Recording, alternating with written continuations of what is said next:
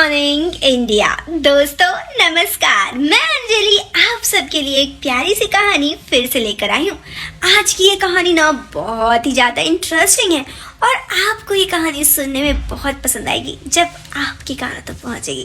तो चलो इस कहानी को शुरू करते हैं और आप मेरे साथ रोज़ाना इसी तरह की कहानियाँ सुनते रहने के लिए हमारे चैनल को सब्सक्राइब जरूर करें। तो दोस्तों इस कहानी को शुरू करते हैं। ये बात है आज से शुरू होती है 10 साल पहले। ये कहानी है सुनैना की। सुनैना की उम्र उस वक्त 22 साल थी। सुनैना कहती है, शादी करके पहली दफ़ा ससुराल में अपने कदम रखी, आंखों में हजारों सपने लेकर नई जिंदगी की शुरुआत की। ससुराल में मेरी सास और मेरे पति थे। मेरे ससुर जी के देहांत कई सालों पहले ही हो गई थी। मेरी सास ने पाल पोष कर अकेले ही मेरे पति को बड़ा किया था। शादी के बाद ज़िंदगी अच्छी चलने लगी। मेरी सास से मेरी काफ़ी अच्छी बनती थी। वो काफ़ी अच्छी इंसान भी थी।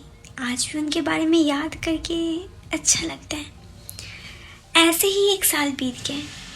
मेरे पति के साथ मेरा रिश्ता भी अच्छा था। इसी बीच मैंने एक बेटे को जन्म दिया। मेरी सास इस बात को लेकर काफ़ी खुश थी।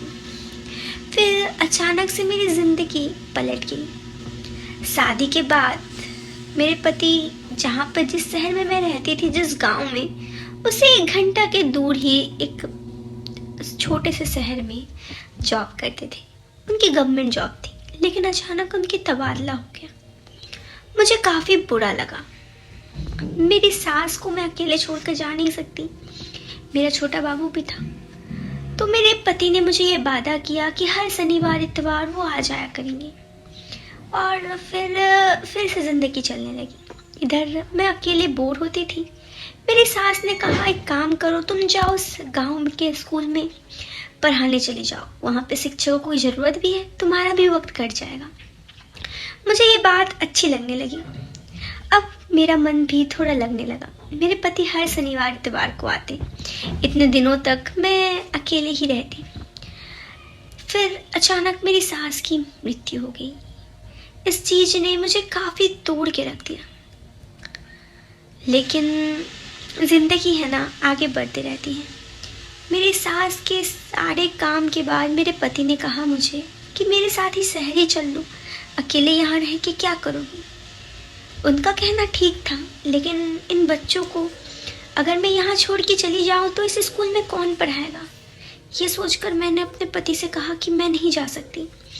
इन बच्चों को मेरी ज़रूरत है, मैं इसी शहर में रहूँगी। मेरे पति ने काफ़ी मनाने की कोशिश की, लेकिन मैं नहीं मानी।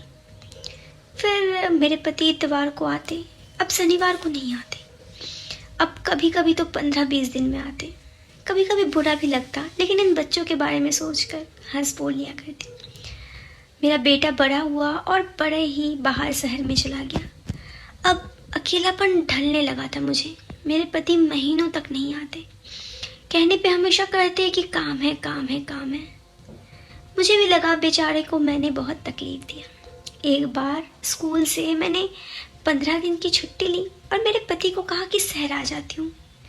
इस बात पर मेरे पति खुश नहीं हुए, बल्कि उदास हो गए। उन्होंने कहा, क्या ज़रूरत है, मैं ही आ जाता हूँ गाँव। मैंने जिद किया तो उन्होंने कहा ठीक है। घर गई तो घर काफ़ी साफ सुथरा था। वहाँ पे एक औरत थी, पता चला वो यहाँ काम करती है। उससे हंस बोली, लेकिन कुछ देर बाद उसके बेटे को देखा, मेरे पति जैसा चेहरा। मैंने कहा, बच्चा तुम यहाँ क्या कर रहे हो। उसने कहा, मम्मी ने कहा है 4 दिनों तक मुझे घर पे नहीं रहना। समझ आ गया था, मेरे पति ने ज़िंदगी की दूसरी शुरुआत कर ली थी। शायद मेरी ही गलती थी।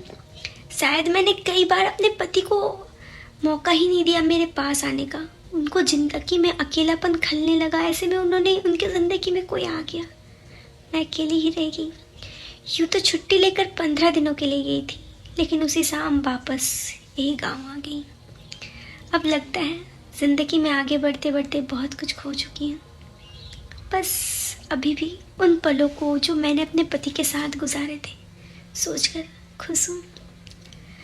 तो दोस्तों ये कहानी थी सुनैना की। कई बार ज़िंदगी हमें अलग मोड़ पे ले आ जाती है, समझ नहीं आता क्या सही क्या गलत, लेकिन अपनों का साथ कभी न छोड़े। इसी के साथ दोस्तों मैं रहती हूँ आपको इस ज़िंदगी से, इस वीडियो से अलविदा। मैं आपसे मिलती हूँ फिर एक नए वीडियो में। आप खुश रहिए, मुस्कुराते रहिए, अपना ध्यान रखिए। Till then bye bye, take care, bye.